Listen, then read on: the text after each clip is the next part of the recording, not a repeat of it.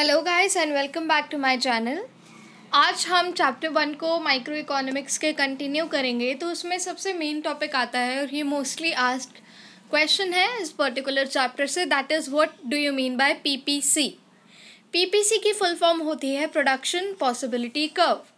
अब इसका क्या मतलब है, देखो अगर हमें किसी ऑर्गेनाइजेशन में या किसी फैक्ट्री में प्रोडक्शन करना है किसी चीज़ का, तो basically we need two things. पहला हमें रिसोर्सेज चाहिए, रॉ मटेरियल चाहिए, ठीक है, और दूसरा हमें टेक्नोलॉजी चाहिए। अगर हमारे पास रिसोर्सेज होंगे और टेक्नोलॉजी नहीं होगी तो हमारा प्रोडक्शन अच्छा नहीं हो सकता, या हमारे पास मशीन्स होंगी और रिसोर्सेज नहीं होंगे सिमिलरली, तब भी we can not produce as per the target.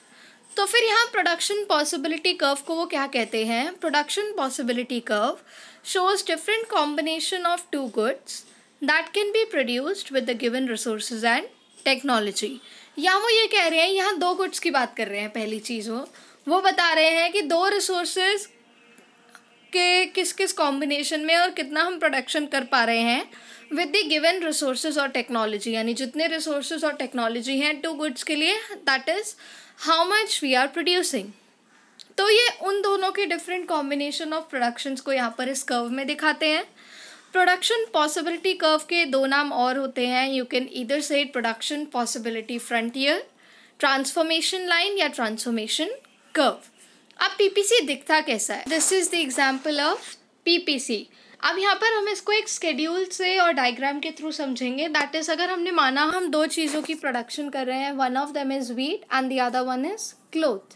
So wheat की प्रोडक्शन कैसे है, 100, 90, 70, 40, 10, 0। यहाँ आप कोई भी वैल्यूज़ अपने हिसाब से अज्यूम कर सकते हैं। आपको बस मेक श्योर करना है कि एक का प्रोडक्शन, दो गुड्स है तो एक का प्रोडक्शन बढ़ते हुए कम होना चाहिए और एक का प्रोडक्शन कम से बढ़ना चाहिए।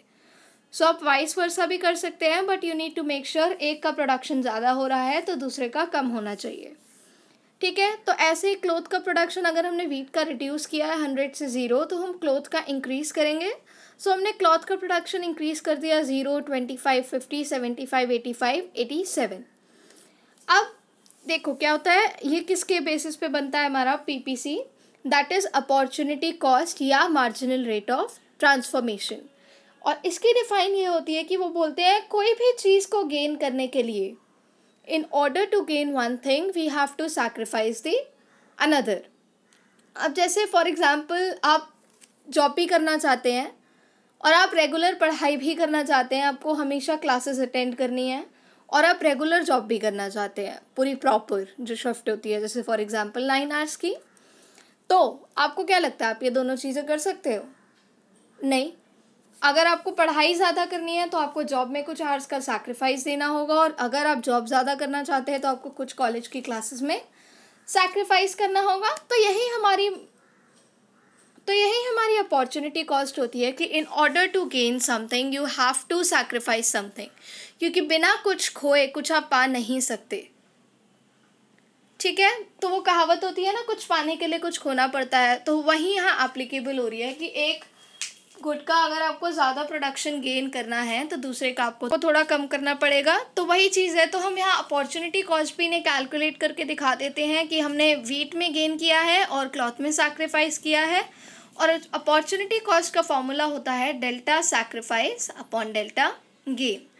तो हमने यहाँ देखो व्हीट में कितना सैक्रिफाइस किया 10 और क्लॉथ में गेन किया 25, तो ऐसे ही हमारा अपॉर्चुनिटी कॉस्ट आ गया। सिमिलर आप दूसरे की बात करें तो आपने 20 लॉस किया है यानी सैक्रिफाइस किया है और 25 गेन किया है, तो वो भी ऐसे निकल गया। तो ऐसे आप अपनी प्रॉपर अपॉर्चुनिटी कॉस्ट हर क्लास की निकाल देंगे।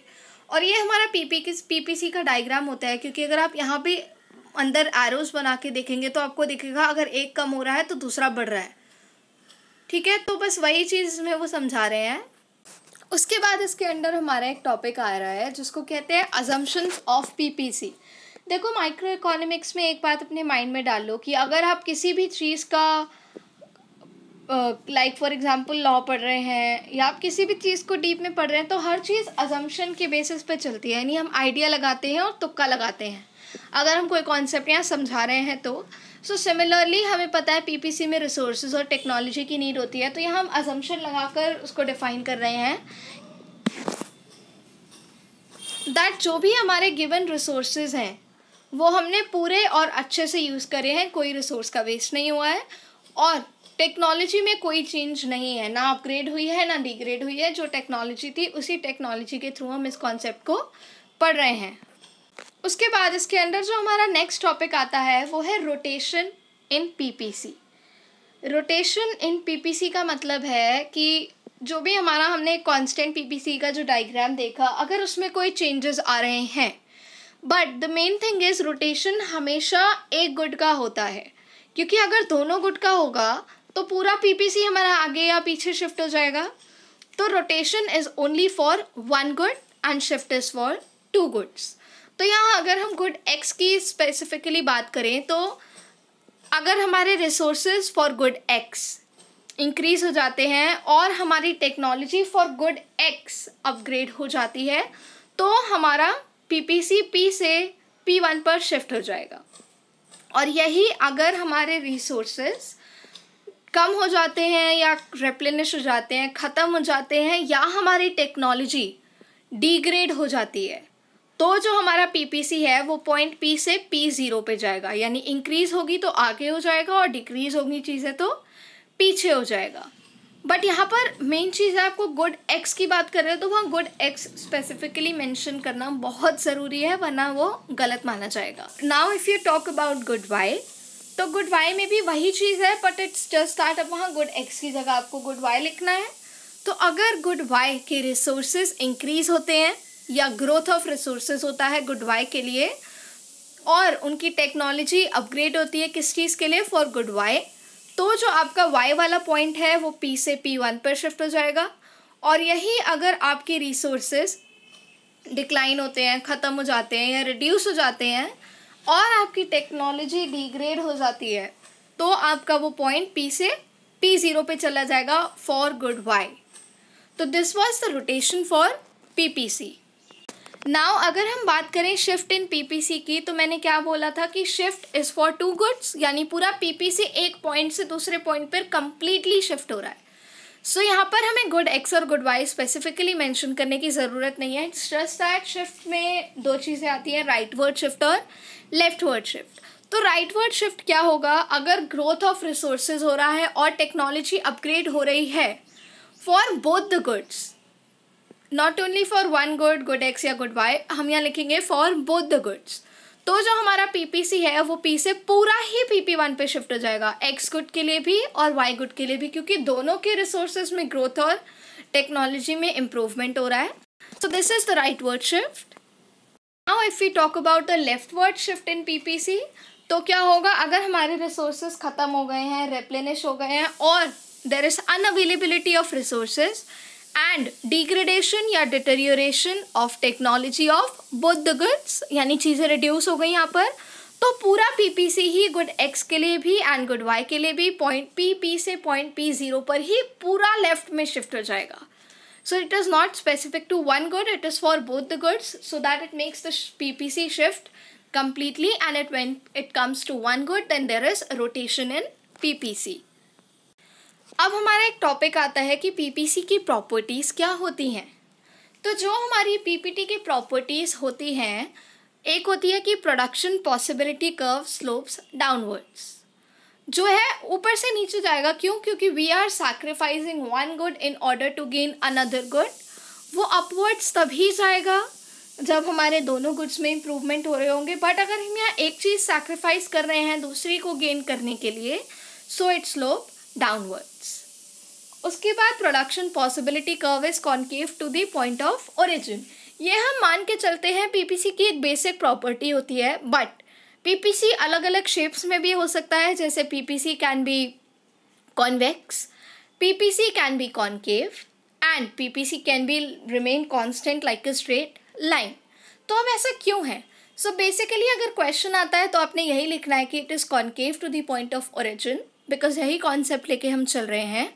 सो you will mention that it is due to the opportunity cost और marginal rate of transformation because we have to sacrifice one good in order to gain the another good। So यही reason है इसके downward slope होने का भी और concave होने का भी। इट्स जस्ट दैट आपको वहाँ रीज़न स्पेसिफिकली मेंशन करना है। अब पीपीसी अलग अलग शेप्स कब देगा? अगर पीपीसी फॉल, एमआरटी या अपॉर्चुनिटी कॉस्ट जो हमारी है वो कंटिन्यूसली फॉल कर रही है, जैसे हमने पीछे स्केड्यूल में निकाली थी, तो if it is continuously falling तो आपका पीपीसी कॉनकेव है। इफ़ योर एमआरटी यानी मार्जिनल रेट ऑफ ट्रांसफॉर्मेशन या opportunity cost is continuously increasing तो आपकी शेप कॉन्वेक्स हो जाती है। And if your marginal rate of transformation is constant यानी हर स्टेज का 5 है, so then PPC is considered as a straight line. अब जो लास्ट एक टॉपिक आता है अगर हम पीपीसी की बात करें तो that is attainable and unattainable combinations. तो अटेनेबल एंड अनअटेनेबल कॉम्बिनेशंस क्या होते हैं, हमें पता है बेसिक पीपीसी का स्ट्रक्चर क्या है। सो जो भी पॉइंट्स पीपीसी पर आते हैं या पीपीसी के अंदर आते हैं दे आर अटेनेबल पॉइंट्स, और अगर कोई भी पॉइंट्स पीपीटी के बाहर आते हैं दे आर अनअटेनेबल पॉइंट्स। अब अटेनेबल और अनअटेनेबल होता क्या है, attainable points are within our reach जिन्हें हम पा सकते हैं, unattainable are outside the reach जिन्हें हम नहीं पा सकते। ठीक है, तो जैसे इस डायग्राम में अगर हम बात करें तो A B C D and E ये पीपीसी पर है, अगर कोई पॉइंट पीपीसी के अंडर होता तो भी वो अटेनेबल माने जाते। एंड एफ आप देख सकते हैं डायग्राम से कितनी दूर है, so that means that is unattainable. अगर आप हाथ खींचोगे भी तो आपका हाथ वहाँ तक नहीं पहुँचेगा, क्यों, क्योंकि आपके पास वो रिसोर्सेज, वो टेक्नोलॉजी नहीं है। हाँ, but in future if you have growth of resources then PPC might shift from this place. हाँ, अगर आपके पास अप्रोप्रिएट रिसोर्सेज हैं then PPC might shift from this place to that place, तो आप उस पॉइंट को भी अटेन कर सकते हैं। But right now A B C D and E are attainable points and F is an attainable point, unattainable point. So that is up for this video. अगर आपको थोड़ी सी भी यूजफुल लगी है so don't forget to like, share and subscribe for regular updates. Don't forget to press the bell icon. Thank you.